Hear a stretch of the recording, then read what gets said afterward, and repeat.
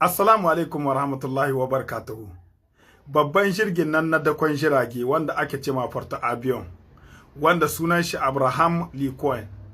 To ƙasar Iran ta halbe shi, ta yi raga-raga da shi. Amerika ta turo wannan, kun san ita ƙasar Iran tana da iko da ruwan nan inda ake hidda man fetur, wanda ya shahi ƙasar Bahrain, wanda ya shahi ƙasashe kamar na Larabawa, wanda ake cema kamar su Saudiya, kamar su Qatar da sauransu, inda ake hidda man fetur, inda yawanci man fetur kin da ake samu suna ba da kashi 20 cikin 100 na man fetur na duniya.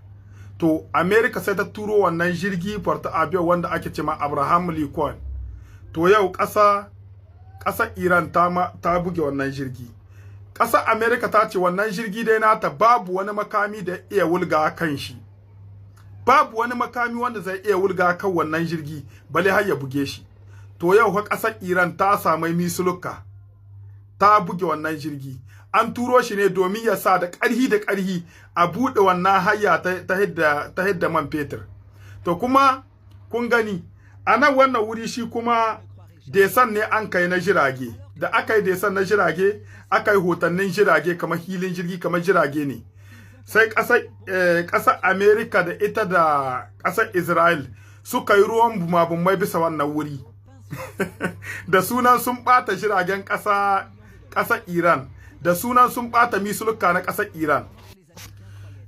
Ɗazuma akwai wani masani da aka yi ma tambaya, yace ƙasashe na tarayyar Larabawa, ƙasashe na wanda suke ce ma Pays de Gulf wannan, yace akwai abin da ya kamata gare su shine yanzu zaɓi biyu ne ya rage musu, sai su yi guda. Na farko, ko su kama ma ƙasar Iran su samu incin kansu daga Amerika da ƙasar Israel, ko kuma su kama ma Amerika saboda su samu aliyan ƙinsu ce.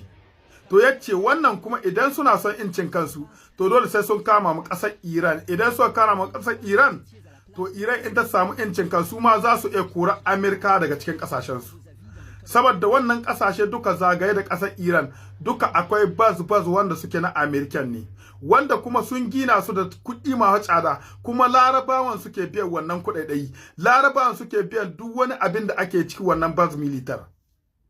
Sannan duka wani abin da ake musu na jirage da sumaran da suke cikin ƙasa, duka wannan ƙasashen Laraba da arzikinsu ake biyan wannan kuɗi. Kenan wannan masani yace ya kamata a ce wannan ƙasashe su yi kai ɗaya, sun kama ma Iran domin su kubuta, su samu incin kansu da ƙasar Amerika da ƙasar Israel. Allah ya sa mu dace ƴan uwa, ina muna fata alheri.